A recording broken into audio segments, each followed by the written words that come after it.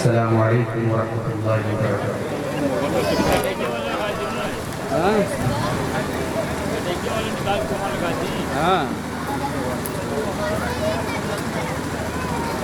الحمدللہ نحمده ونستعینه ونستغفره ونعوذ بالله من شرور أنفسنا ومن سيئات أعمالنا من يهده الله فلا مضل له ومن يضلل فلا هادي له وأشهد أن لا إله إلا الله وحده لا شريك له وأشهد أن محمدًا عبده ورسوله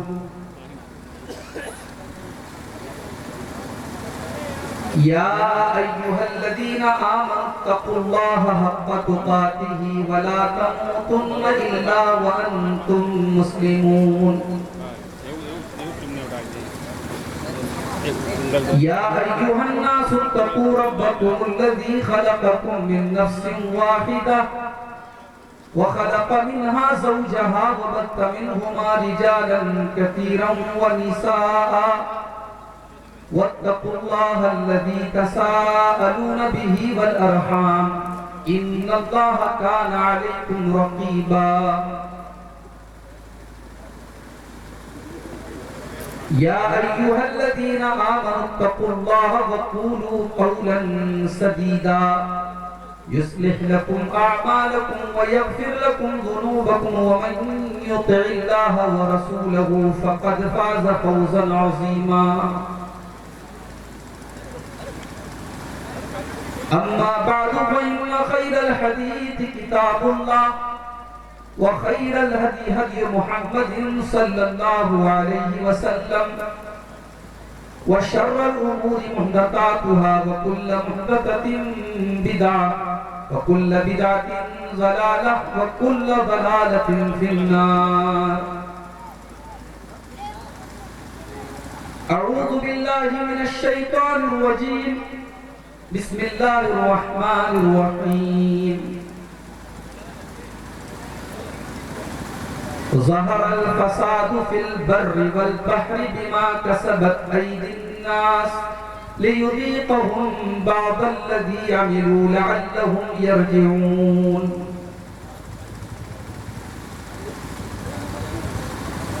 معزز علماء کرام،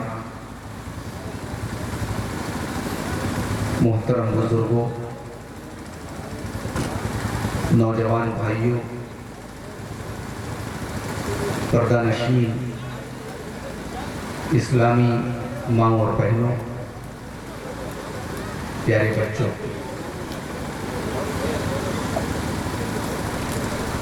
پریوا نارائن پور میں ایک مرتبہ پھر آپ کے سامنے اس سالانہ پروگرام میں حاضر ہونے کا موقع مل رہا ہے۔ کافی دیر سے آپ مختلف علماء کے خطابات سن رہے تھے۔ مجھ سے پہلے ابھی آپ نے ممبئی سے تشریف لائے ہوئے ہماری جماعت کے بڑے محترم عالم دین شیخ عنایت اللہ مدنی حفظہ اللہ سے منہج سلف کی اہمیت اور اس کی عظمت پر بڑا پرمغز تفصیلی خطاب آپ نے سماعت کیا۔ اللہ تعالی ہم سب کو زندگی کی آخری سانس پر کتاب و سنت پر اور منہج سلف پر چلنے کی توفیق عطا فرمائے۔ پروگرام کے اشتہار میں مقررین کے ناموں کے ساتھ ان کی تقریر کے عنوانات کو بھی شائع کیا گیا تھا، چھاپا گیا تھا۔ مجھے جو ٹاپک ملا ہے، جو عنوان ملا ہے، وہ ہے حالات حاضرہ اور ہماری ذمہ داری۔ یعنی اس وقت امت کے اوپر جو کرنٹ افیئرز ہیں، جو موجودہ حالات ہیں، وہ کیسے ہیں اور پھر اس میں ہماری کیا ذمہ داری ہے۔ امت کے حالات کیسے ہیں یہ بتانے کی کسی عقل مند انسان کو ضرورت نہیں ہے۔ ہر شخص یہ محسوس کر سکتا ہے کہ امت اس وقت بہت ہی ابتر حالت میں ہے، بڑی پریشانی کی حالت۔ ہر اعتبار سے یہ امت اس وقت ذلت و رسوائی سے دوچار ہے۔ اب سوال یہ پیدا ہوتا ہے کہ یہ حالات کیوں ہیں؟ قرآن کریم کی ایک آیت میں نے آپ کے سامنے پڑھی ہے، سورہ روم کی آیت نمبر 41 آیت نمبر 41۔ اس آیت کریمہ میں اللہ تعالیٰ نے اس سوال کا جواب دیا کہ سماج کے اندر یہ جو فساد ہے، جو بگاڑ ہے، یہ کیوں ہے؟ اس کی وجہ کیا ہے؟ اس کا ریزن کیا ہے؟ ظہر الفساد فی البر والبحر بما کسبت ایدی الناس۔ میرے بندو، خشکی کے اندر، تری کے اندر، زمین کے اندر، پانی کے اندر، کائنات کے ہر کونے کے اندر جہاں پر بھی تم کو فساد نظر آتا ہے، بگاڑ نظر آتا ہے، تباہی نظر آتی ہے، پریشانیاں نظر آتی ہیں، آزمائشیں نظر آتی ہیں، تکلیفیں نظر آتی ہیں، مصیبتیں نظر آتی ہیں، پریشانیاں نظر آتی ہیں۔ ظہر الفساد فی البر والبحر بما کسبت ایدی الناس، وہ لوگوں کے کرتوتوں کا نتیجہ ہے، وہ لوگوں کے گناہوں کا نتیجہ ہے، وہ لوگوں کے غلط اعمال کا نتیجہ ہے۔ لیذیقہم بعض الذی عملوا، یہ مصیبتیں کیوں آتی ہیں، یہ پریشانیاں کیوں آتی ہیں؟ اللہ تعالیٰ لوگوں کے کچھ کرتوتوں کا مزہ ان کو چکھانا چاہتا ہے، کچھ کرتوتوں کی سزا اللہ تعالیٰ دنیا میں دیتا ہے، لعلہم یرجعون، تاکہ میرے بندے اللہ کی طرف رجوع کر لیں، اللہ کے دین کی طرف رجوع کر لیں۔ یعنی آپ سوچئے میرے بھائی، کورونا جیسی مصیبت صدیوں میں آتی ہے، ہم نے دیکھی۔ ایک ایک محلے سے 20 جنازے اٹھے تھے کورونا کے دور میں،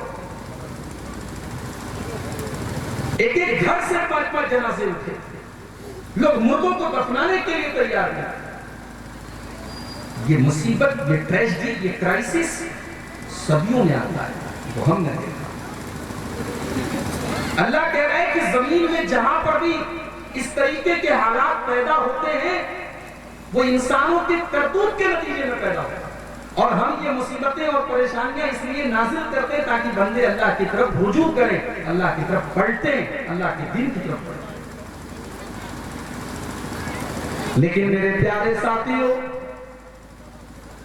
ہونا تو یہ چاہیے تاکہ کورونا کی اس مصیبت کو دیکھنے کے بعد، زلزلوں کو دیکھنے کے بعد، ڈینگو کے اندر اچانک لوگوں کو مرتے ہوئے دیکھنے کے بعد، اور ان پریشانیوں اور مصیبتوں کو دیکھنے کے بعد ہم اللہ کے دین کی طرف رجوع کرتے، ہم اللہ کی طرف رجوع کرتے، مگر ہم تو اور زیادہ سخت دل ہوتے چلے گئے، مسجدیں اور خالی ہوتی چلی گئیں، قرآن کریم سے ہم اور دور ہوتے چلے گئے، سنت رسول سے ہم اور دور ہوتے چلے گئے، ہماری عورتیں اور زیادہ بے پردہ ہوتی چلی گئی، ہمارا نوجوان اور زیادہ بدکار ہوتا چلا گیا، بے حیا ہوتا چلا گیا، ہماری نسلیں خراب ہوتی چلی گئی، ہم تو اور زیادہ دین سے دور ہوتے چلے گئے، دل سخت ہو گئے۔ جانتے ہو جہنم کا ایندھن انسان اور پتھر ہوتا، کبھی آپ نے غور کیا جہنم کا ایندھن انسان اور پتھر کیوں ہوتا؟ وہ آیت کریمہ آپ دیکھیے 28ویں پارے کی سے تحریر میں آئے، یا ایھا الذین آمنوا قوا انفسکم واہلیکم نارا، اے ایمان والو اپنے آپ کو اور اپنے پریوار کو، اپنی فیملی کو جہنم کی آگ سے بچاؤ۔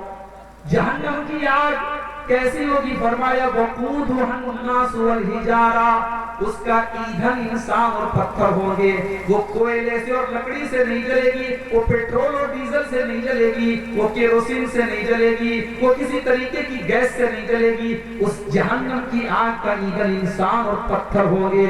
وقودھا الناس والحجارہ، اس کے اندر انسانوں کو ڈالا جائے گا اور پتھروں کو ڈالا جائے گا۔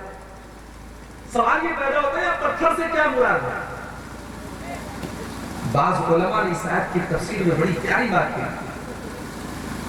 فرماتے ہیں کہ یہاں پتھر سے مراد وہ لوگ ہیں جن کے دل پتھر ہو جاتے ہیں، جن کے دل گناہ کرتے کرتے اور اللہ کی نافرمانی کرتے کرتے اور اللہ کو ناراض کرتے کرتے جن کے دل کٹھور ہو جاتے ہیں، پتھر کی طرح ہو جاتے ہیں۔ اور ایسے ہی لوگوں کا تذکرہ کرتے ہوئے اللہ نے قرآن کے پہلے پارے میں فرمایا ثم قست قلوبکم من بعد ذلک فہی کالحجارۃ او اشد قسوا، وہ لوگوں تم نے اللہ کو ناراض کر کر کے اور گناہ کر کر کے اپنے دلوں کو پتھروں سے بھی زیادہ سخت بنا لیا ہے۔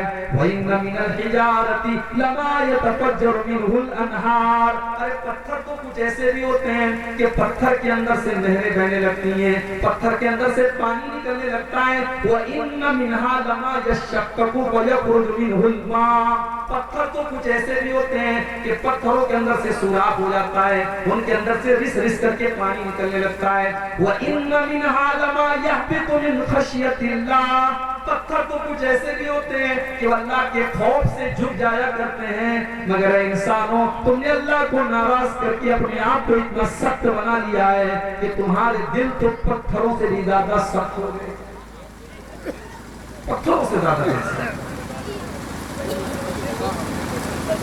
آپ نے مجھے عنوان دیا کہ حالات حاضرہ میں ہماری ذمہ داری کیا ہے؟ اس امت کی سب سے پہلی ذمہ داری تمام فتنوں کی جڑ اور تمام مصیبتوں کی جڑ یہ ہے کہ آج اس امت کی ایک بڑی تعداد شرک میں مبتلا ہے۔ میرے پیارے ساتھیوں، ہماری آئیڈینٹی توحید ہے، ہمارے دین کی بنیاد توحید ہے۔ ہم لا الہ الا اللہ کہنے کے بعد اسلام کے اندر داخل ہوتے ہیں۔ ہم نے اگر توحید ہی سے کمپرومائز کر لیا، ہم نے توحید ہی سے سمجھوتا کر لیا، ہم شرک کرنے لگے یا شرک کے لیے ہمارے دل میں سافٹ کارنر پیدا ہونے لگا، شرک کو ہم نے اتنا بڑا گناہ نہیں سمجھا جتنا بڑا گناہ سمجھنا چاہیے، یہیں سے ہماری تباہی کا آغاز ہوا۔ ہمارے غیر مسلم بھائی کا تہوار آیا، ٹھیک ہے، ان کی اپنی مانیتائیں ہیں، ان کے اپنے بلیفز ہیں، ان کے اپنے عقیدے ہیں، وہ اپنے عقیدے پر عمل کرنے کے لیے سوتنتر ہیں، آزاد ہے۔ مسلمان دکاندار اپنی دکان کے اوپر بینر لگاتا ہے دیپاولی، شبھ دیپاولی، ماں لکشمی آپ پر کرپا کرے۔ یہ مسلم دکاندار کی دکان پر بورڈ ہے، کیا بولیں گے آپ؟ بھائی بھائی چارہ، سدبھاونا، انسانی اتحاد، ہم اس کے قائل ہیں، اس کے علمبردار ہیں، مگر توحید کی شرط پر نہیں، توحید سے کمپرومائز پر۔ اللہ کے نبی کے پاس مکہ کے کفار آئے، اس دور میں آئے جب مسلمانوں کو ستایا جا رہا تھا، جب سمیہ کو شہید کیا جا رہا تھا، جب عمار کے اوپر ظلم کیا جا رہا تھا، جب بلال حبشی کو تپتی ریت پہ لٹایا جا رہا تھا۔ اے محمد صلی اللہ علیہ وسلم، آؤ ہم مولا پہ سمجھوتا کر لیتے ہیں، ہم کمپرومائز کر لیتے ہیں، ایک دن آپ ہمارے 360 بتوں کی عبادت کر لیجئے، ہم ایک دن آپ کی مسجد میں آ کر کے نماز پڑھ لیتے ہیں، ہم لا الہ الا اللہ کا اقرار کر لیتے ہیں، ایک دن ہم آپ کے رب کو اپنا رب مان لیتے ہیں، ایک دن آپ ہمارے 360 بتوں کو اپنا رب مان لیجئے۔ میرے پیارے ساتھیوں، یہ ان حالات میں یہ آفر دیا جا رہا ہے جب مسلمان بہت پریشان ہیں، بہت تکلیف میں ہیں، بڑا اچھا آفر لگ رہا تھا، بڑا شاندار آفر لگ رہا تھا، مگر اللہ کے نبی نے کیا جواب دیا؟ آپ نے فرمایا قل یا ایھا الکافرون لا اعبد ما تعبدون ولا انتم عابدون ما اعبد ولا انا عابد ما عبدتم عبدتم ولا انتم عابدون ما اعبد لکم دینکم ولی دین. اے نبی آپ اعلان کر دیجئے کہ اے کافروں تم جس کی عبادت کرتے ہو اس کی عبادت میں نہیں کر سکتا، اور جس اللہ کی میں عبادت کرتا ہوں جب تک تم شرک کر رہے ہو تب تک تم اس اللہ کی عبادت نہیں کر سکتے. توحید اور شرک میں کمپرومائز. آج مسلمان شرک کر رہا ہے بھائی. ربیع الثانی کا مہینہ آیا، اس مہینے کا نام رکھ دیا گیا ربیع الغوث. اس مہینے کو جوڑ دیا گیا شیخ عبد القادر جیلانی کے نام کے ساتھ، اور شیخ عبد القادر جیلانی کو غوث اعظم کہا جاتا ہے. غوث کے معنی مددگار اور اعظم کے معنی سب سے بڑا.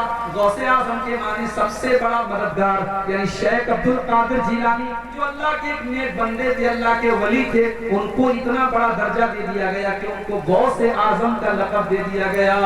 میرے پیارے ساتھیوں، کیا یہ اللہ کے ساتھ ناقدری نہیں ہے؟ کیا اللہ کے ساتھ یہ ظلم نہیں ہے؟ کیا اللہ کی توحید کے ساتھ یہ ظلم نہیں ہے؟ اسی لیے اللہ نے قرآن کے اندر سورہ حج کے اندر فرمایا یا ایھا الناس ضرب مثل فاستمعوا له ان الذين تدعون من دون الله لن يخلقوا ذبابا.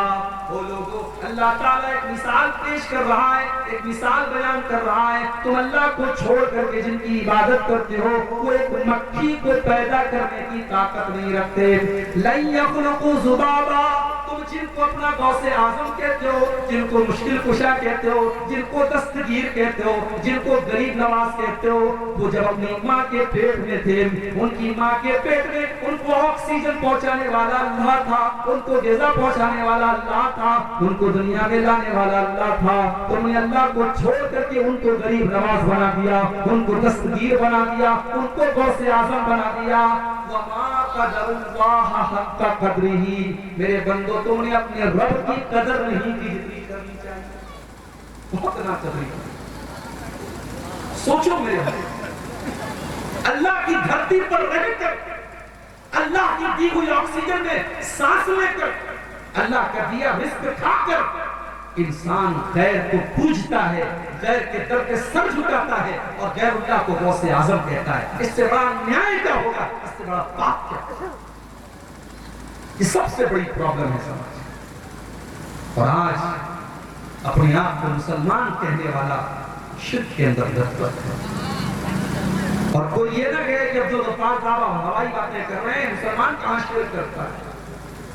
مسلمان شرک کرتا ہے. اور یہ پیشن گوئی بھی جناب محمد رسول اللہ صلی اللہ علیہ وسلم نے اپنی امت کے بارے میں بتائی تھی کہ میری امت کے اندر شرک ہے. ترمذی کی روایت ہے، اللہ کے پیارے نبی فرماتے ہیں لا تقوم الساعة حتى تلحق قبائل من امتی بالمشرکین. قیامت اس وقت تک نہیں آئے گی جب تک میری امت کے کچھ قبائل، کچھ قبیلے، کچھ لوگ شرک نہیں کرنے لگیں گے، مشرکوں کا ساتھ نہیں دینے لگیں گے. وَحَتَّى يَعْبُدُ الْأَوْثَانَ. اور میری امت کے اندر بھی بتوں کی پوجا ہوگی، بتوں کی عبادت ہوگی، بت پرستی. امت بت پرستی کرے گی. اب بت کا مطلب کیا ہوتا ہے؟ اللہ کو چھوڑ کر کے جس چیز کے آگے سر جھکایا جائے وہ بت ہے. وہ پتھر کی مورت بھی ہو سکتی ہے، کوئی درخت بھی ہو سکتا ہے، کوئی قبر بھی ہو سکتی ہے، کوئی جگہ بھی ہو سکتی ہے. اللہ کا درجہ جس کو دیا جائے اس کی عبادت غیر اللہ کی عبادت ہے، وہ بت پرستی میں شامل ہے. اور اللہ کے نبی جانتے تھے کہ امت کے اندر جب شرک کیا جائے گا تو یہ شرک عورتوں کے ذریعے زیادہ ہوگا.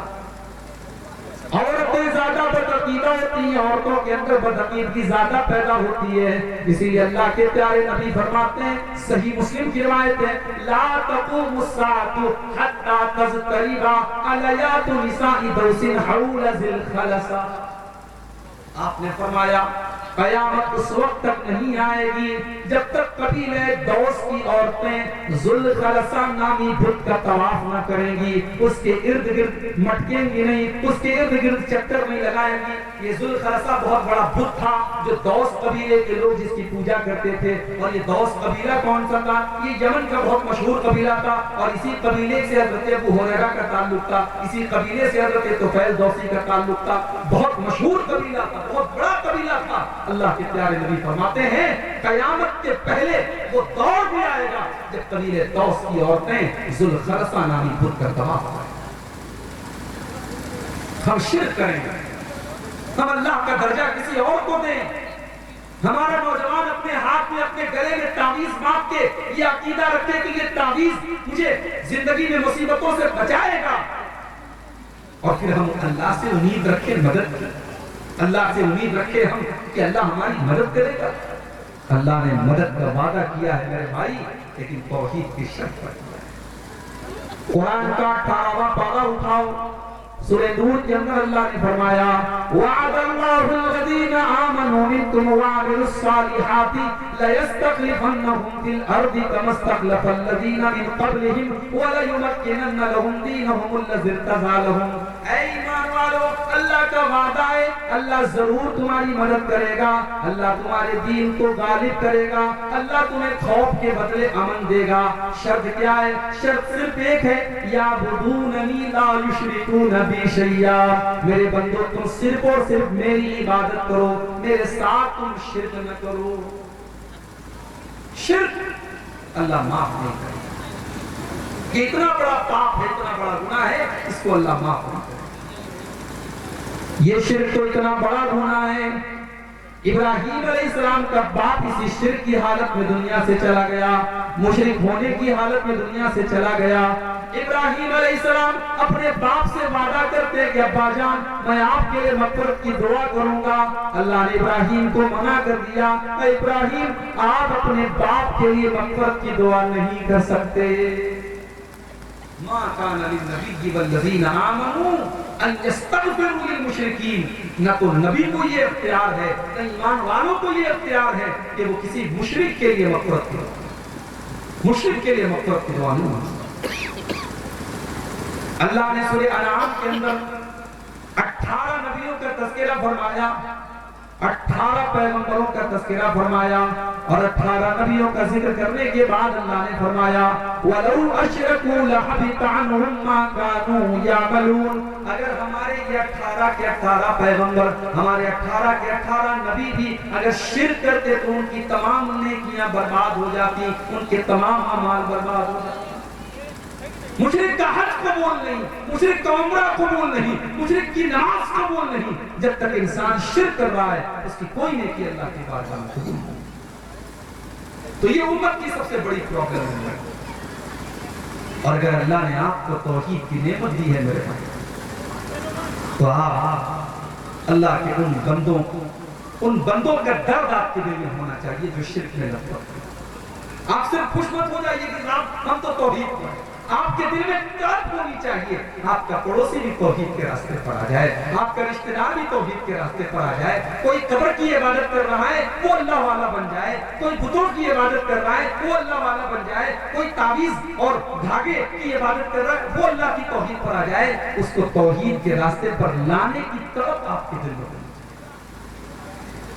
اور یہی طرف تھی اللہ کے نبی کے سینے میں, یہی طرف تھی اللہ کے نبی کے دل میں کہ لوگ توحید کے راستے پر آ جائیں, لوگ ایمان کے راستے پر آ جائیں. آپ کو اتنا پریشان رہتے تھے اس کے لیے کہ اللہ نے قرآن میں کہہ دیا فَلَعَلَّكَ بَاخِعٌ نَفْسَكَ عَلَىٰ آثَارِهِمْ إِن لَّمْ يُؤْمِنُوا بِهَٰذَا الْحَدِيثِ أَسَفًا.